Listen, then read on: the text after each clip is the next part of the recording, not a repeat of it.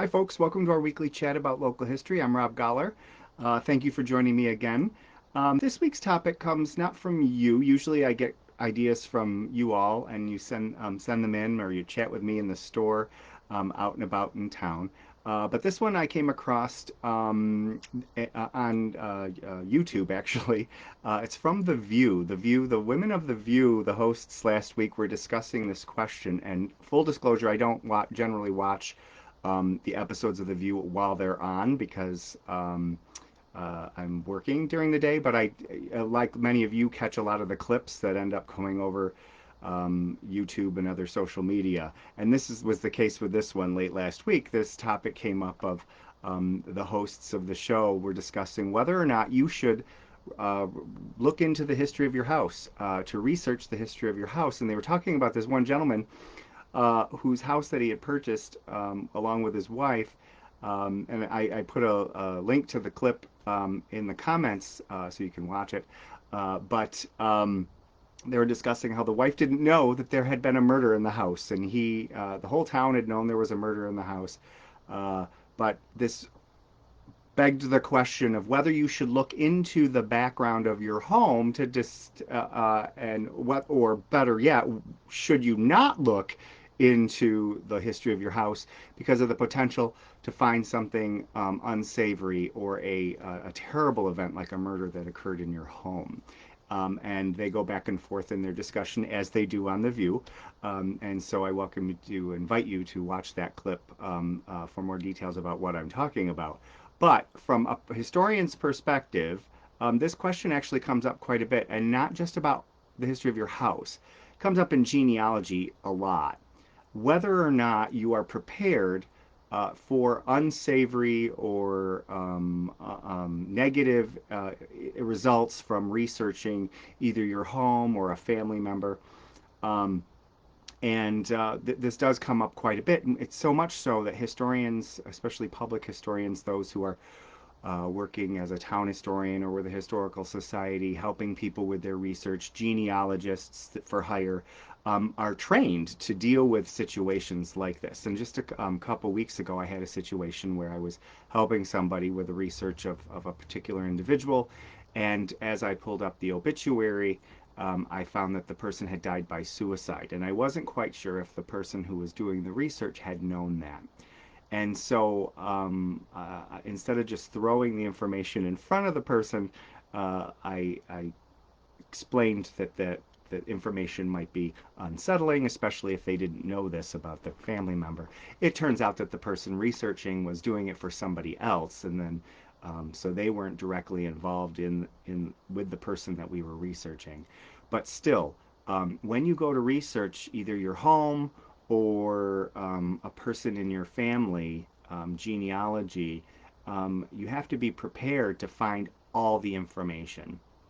Uh, and if you don't want all the information, you need to, my advice is to make sure you let the person who's helping you, be it someone at an archive somewhere, that you let them know that you don't want negative information.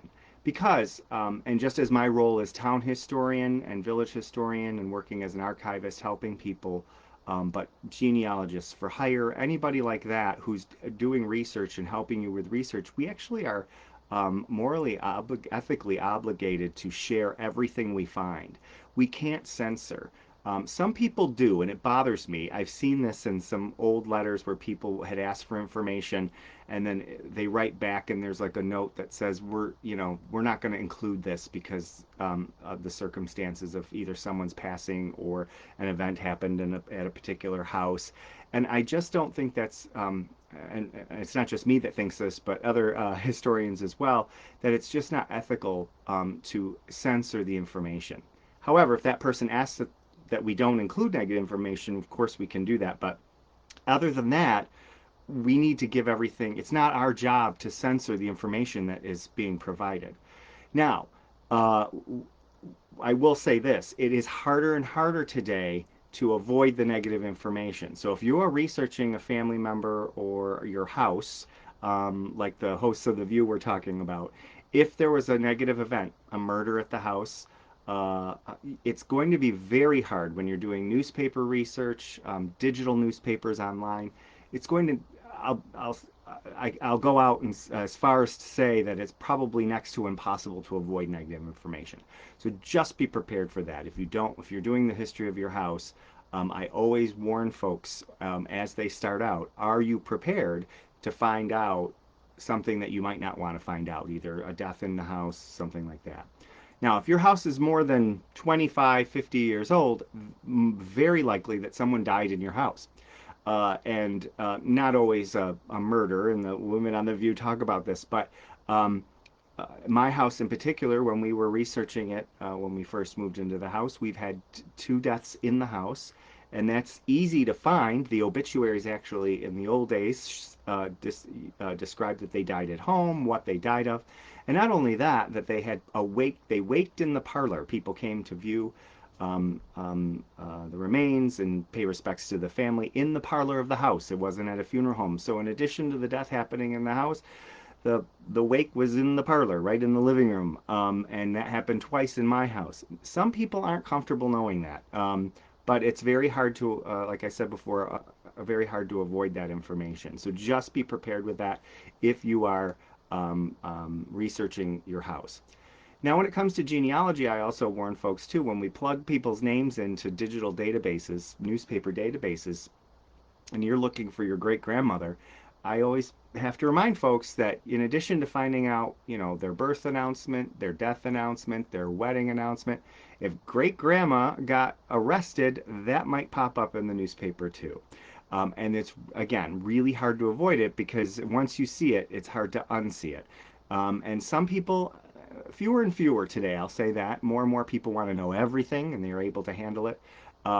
Causes of death, that sort of thing. But just be prepared for it. So, short answer to this question that they were asking on The View is, should you research the history of the house? Should you find out the history of your house? My opinion is yes. As long as you go into it with a proper perspective, knowing that they were talking about negative energy in your home from an event like that. That's a separate issue if you feel that that has happened. But from a history standpoint, I think it's great to know who's lived in your house before, maybe some of the things that have happened. Um, and to ask yourself, finding that information out, does that change your feeling of the house? You enjoyed the house before you knew that information, and so does it really? Should it really affect your position on your house because of something that may have happened 50 years ago? And just look at it from the right perspective. And when it comes to genealogy and looking up people, I always try to tell people and I've had to learn this too, is to have a perspective of that we're all human. We all have had positive, negative decisions in our lives that we've made. Whether great grandma was arrested, yes, she might have. Sometimes we put people who have passed away from decades ago. We talk about how they worked so hard, life wasn't easy.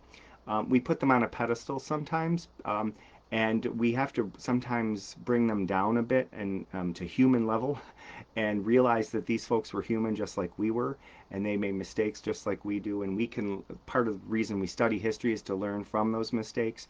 And so to go into it with, yes, we're going to get everything. We're going to get positive and negative obituaries. I've had we chatted months ago about whether you can believe everything in an obituary because of the things they leave out. But if you're researching your house or people who've lived in the house or people in your family, you're going to find some negative things as well. And you should welcome that. We should welcome that because nobody's perfect. And we can learn from not only learn from the positive things that have happened in the past, but the negative things that have happened in the past as well. So my answer to the question is study everything, just go at it from the right perspective.